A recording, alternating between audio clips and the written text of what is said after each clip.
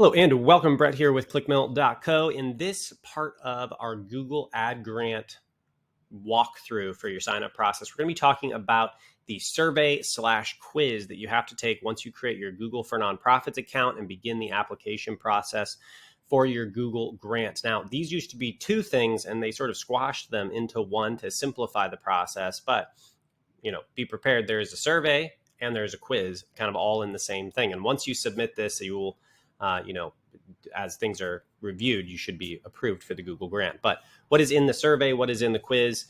So the survey really isn't a big deal. Just answer the questions. They're going to say, what marketing efforts do you do? What's your marketing budget? Do you have holidays where you raise more money than others?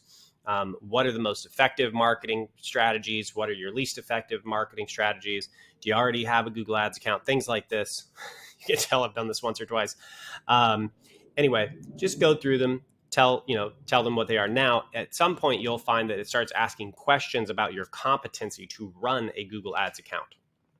And this is where you want to make sure you have some of those answers. Now, admittedly, I'm not sure if you can fail because I always have just known the answers to these questions as I've taken this, but I figured it would be helpful if you had the answers to those questions, just so you don't have to deal with any additional added complexity as you're signing up for the grant, which is already complex enough. So anyway, there are a couple things that you'll want to keep in mind. Firstly, the Google Ads grant account has a 5% minimum click-through rate. If you don't maintain a 5% click-through rate, they will deactivate your grant account and you'll have to go through a reapplication process.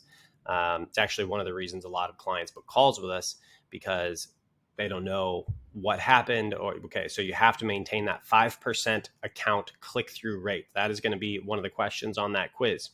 Another question that you'll probably bump into on that quiz, and I say they're always changing this. If you find something on that quiz that we don't have here, I can add it here into this as well. Maybe I'll even create a whole section, but just let me know in the comments down there. And, we can add anything that they add to this quiz.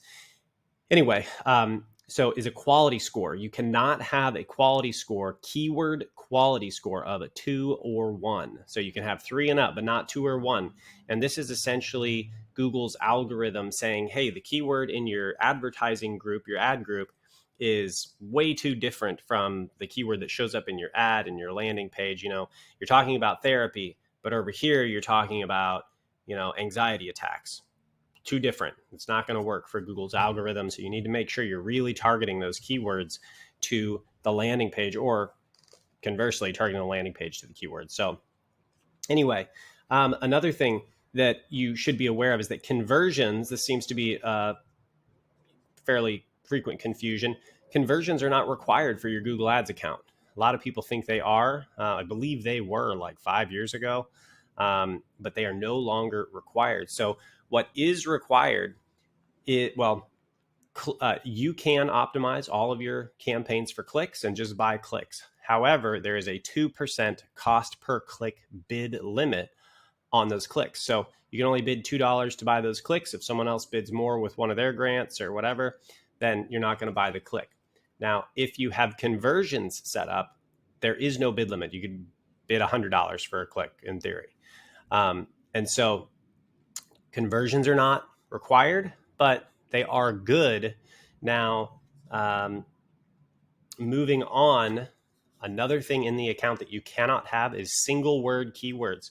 So you cannot use keywords like thrift or book or Bible, I don't know, whatever just one word. You can't do that. And the reason why they do this is because they don't want you buying traffic that's worthless for your account, because who knows what people mean when they type in thrift.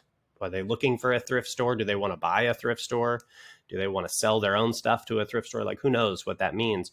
And so they don't allow that in the account. So you can also not have that in your Google Ads account. Now, if there are any other questions that show up, let me know in the comments. We'll make sure we get those added here to this post. Anyway, thanks for joining us on this guide to set up your Google grant.